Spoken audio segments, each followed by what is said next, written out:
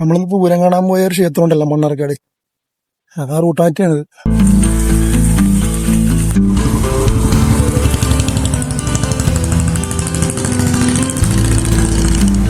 ഇതിനു മുമ്പത്തെ വീഡിയോയിൽ നമ്മൾ പൂരം കാണാൻ വന്നൊരു ക്ഷേത്രമാണ് കേട്ടത്. ഉദയർകുന്ന് ദേവി ക്ഷേത്രമാണിത്. നായർത്തറവാട്ടിലെ കുന്നത്തുനാട്ട് മാടമ്പികൾക്ക് പ്രായമായപ്പോൾ അങ്ങാടിപ്പുറത്തൊന്നും ദേവിയെ കാണാൻ പറ്റാതെ വന്നപ്പോൾ ഭക്തന്റെ സങ്കടം കണ്ട ദേവി അദ്ദേഹത്തോടൊപ്പം വരികയും അദ്ദേഹം തറവാടിന്റെ പിൻഭാഗത്ത് ദേവിയെ കുടിയിരുത്തുകയും ചെയ്യുന്നൊരു ഐതിഹ്യമുണ്ട്.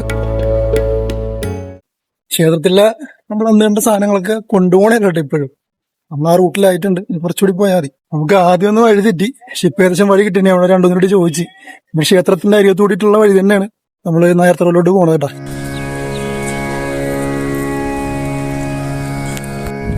നമ്മള് മൂപ്പിൽ നായർത്തറയിലോട്ട് എത്തിയിട്ടാ. കാണാണ് തറവാട്, അവിടെ നിന്നുള്ള വ്യൂ ആണ് കാണാട്ടാ.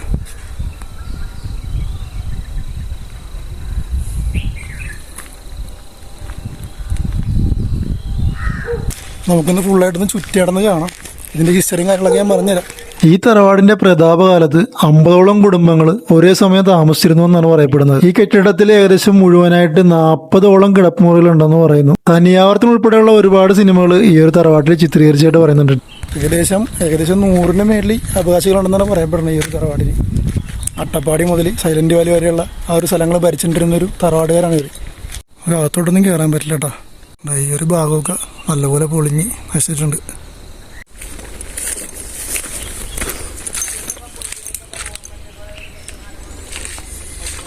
കേരളത്തിൽ തന്നെ അപൂർവങ്ങളായിട്ട് കാണാൻ പറ്റുന്ന 16 കെട്ട് ഇല്ലങ്ങളിൽ ഒന്നാണ് കേട്ടോ ഈ നായർത്തറവാട്. പോയി ഈ ഒരു തറവാട്. അതുപോലെ തന്നെ ഇതിലെ പ്രധാന ഭാഗങ്ങളായ 4 കെട്ടിലെ പണികൾ ഉളിച്ചത്തെന്ന് പറഞ്ഞൊരു വിദ്യയിലൂടെ ചെയ്തിരിക്കുന്നതാണ് പറയുന്നത്. നമ്മുടെ കേരള തനത് ശൈലി നിർമ്മിച്ചിട്ടുള്ള ഒരു തറവാട്